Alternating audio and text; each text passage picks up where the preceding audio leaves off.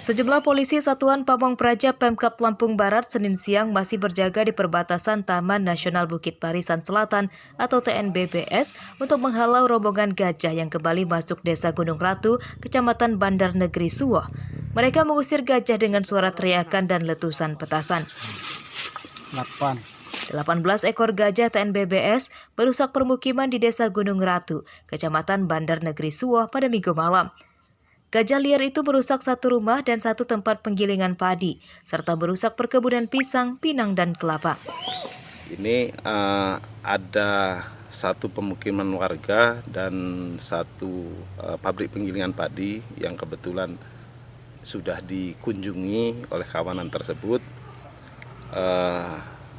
Kalau untuk kebun, sebenarnya mereka tidak mengganggu tanaman kopi atau coklat, tapi yang diganggu itu yang dirusak adalah tanaman pinang, tanaman kelapa, dan pisang. Konflik gajah dengan warga ini bukan kali pertama terjadi. Rombongan gajah kerap keluar hutan dan masuk permukiman karena diduga kelaparan. Gajah-gajah itu pun tidak takut dengan warga. Ya, kalau mereka turun, biasanya cuaca hujan gitu. Oh, kalau hujan turun dia? Nah, cuaca hujan karena kita juga yang menghalau ini kan Pada ini ya, pada neduh ya? Iya, neduh. Sebenarnya mereka tuh kalau ngeliat orang takut nggak sih? Karena udah terbiasa, sulit jadi biasa aja mendorong. Warga meminta Kementerian Kehutanan mengatasi konflik gajah dengan warga yang tinggal di perbatasan TNBBS. Meski tidak ada korban jiwa, namun serangan gajah membuat para petani merugi sebab tanaman mereka rusak sebelum waktunya dipanen. Rosandi melaporkan dari Lampung Barat. 678.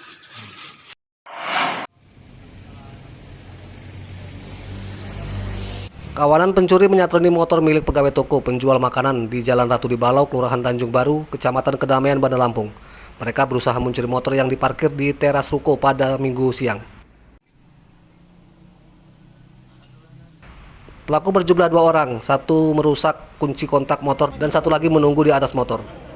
Pencurian itu kemudian terpergok korban yang langsung meneriakinya. Pelaku langsung kabur sembari mengacungkan senjata api ke arah korban. Yang mergoki pertama kali siapa? Kalau yang mergokin si orang dalam. Oh, karyawan sebelah. Iya, pas orang dalam itu bilang maling gitu kan, kedengaran saya ada apa, tentunya saya lihat di kiri, kok kayak gupek gitu gitu loh.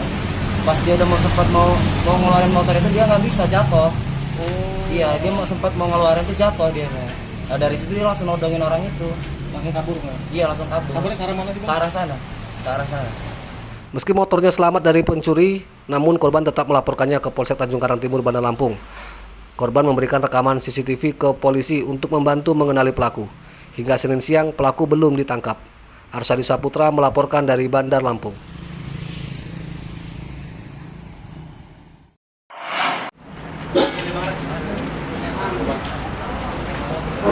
Polres Lampung Timur Senin siang menetapkan 3 tersangka pada kasus perusakan papan bunga di depan Polres dan pemerasan terhadap warga. Mereka yakni Ketua Umum Persatuan Pewarta Negara Indonesia atau PPWI bernama Wilson Lalengke dan 2 orang anggotanya bernama Sunario dan Suryadi. Kegaduhan bermula saat Ketum PPWI dan sejumlah anggotanya mendatangi Mapolres Lampung Timur. Mereka mengamuk di depan ruangan Kapolres. Kedatangan mereka memprotes penangkapan anggota PPWI bernama Suryadi yang terjerat kasus pemerasan pada warga dengan modus pemberitaan.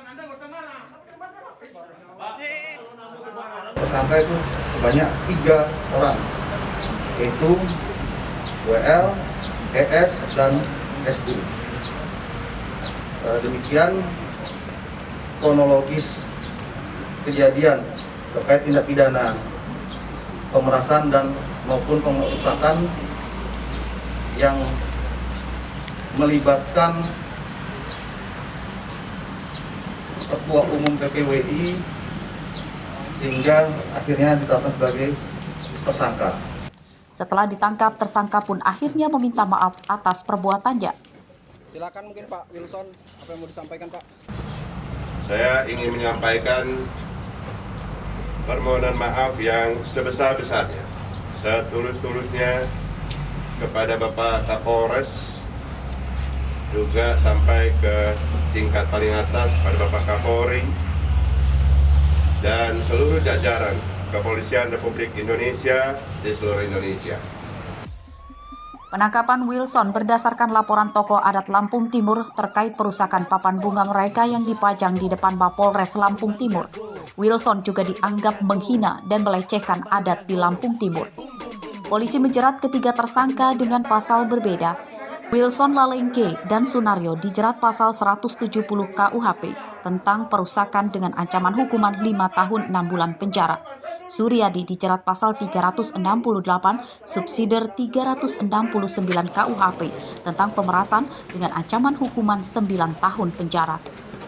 Mustaqim melaporkan dari Lampung Timur.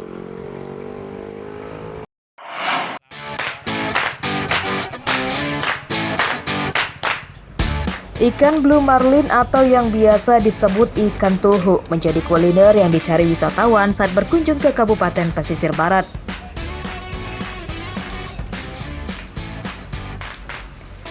Ikan blue marlin bisa diolah menjadi berbagai jenis makanan, mulai dari sate, sop, somai, dan lainnya.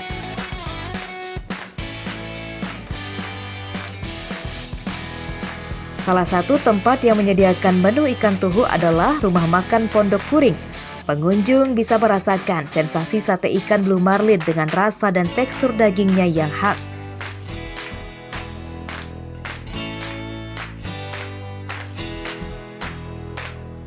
Tidak banyak rumah makan yang menjual menu ikan blue marlin karena harganya yang cukup mahal. Satai ikan blue marlin dijual Rp25.000 per porsi, isi 10 tusuk. Dalam sebulan, pemilik rumah makan bisa meraup omset hingga puluhan juta rupiah.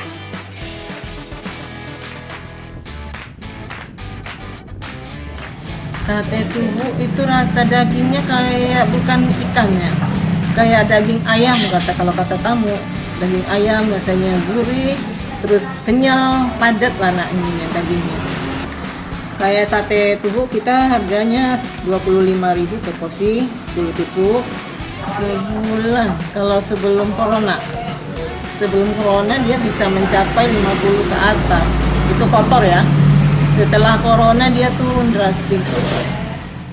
Ikan tuhu banyak dicari juga karena banyak manfaatnya untuk tubuh, seperti tingginya protein dan nutrisi yang terkandung di dalamnya. Pengusaha ikan blue marlin meminta pemerintah daerah bersinergi supaya potensi wisata alam pesisir barat bisa semakin berkembang. Rosandi melaporkan dari pesisir barat.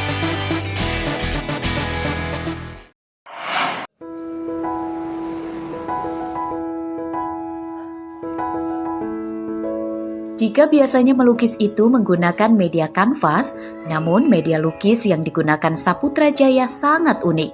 Warga Desa Tebak Jaya, Kecamatan Waitenong, Lampung Barat justru menggunakan media papan kayu.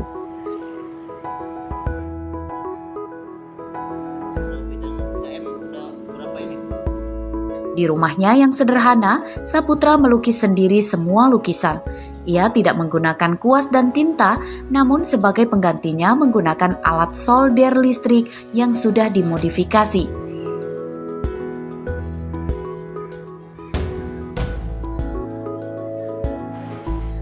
Pengetahuan tentang teknis melukis yang disebut pirografi atau teknik lukis bakar itu didapatnya saat ia kuliah di Yogyakarta.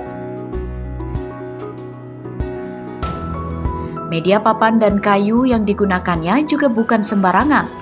Hanya jenis kayu Melawi yang bagian dalamnya berwarna putih bersih. Ujung solder yang panas akan digoreskan ke permukaan kayu, sehingga memunculkan goresan hitam yang membentuk aneka lukisan. Ternyata seiring berjalan juga banyak media-media yang dipakai, salah satunya ya untuk pirografi menggunakan kayu seperti itu, medianya kayu, terus alatnya dipersiapkan ada namanya pirografi pen, memang pena seperti solder seperti itu. Lalu langkah-langkahnya sendiri kita buat sketsa. Sketsa ini juga dua metode sebenarnya. Sketsa objek ini bisa sketsa langsung kita lihat objek, kayak tadi saya lukis marlin, ikan marlin seperti itu. Saputra biasanya mengerjakan berbagai pesanan bentuk lukisan, di antaranya foto pribadi atau keluarga, foto pernikahan, hewan, hingga pemandangan. Lukisannya dijual antara Rp200.000 atau lebih tergantung kerumitannya.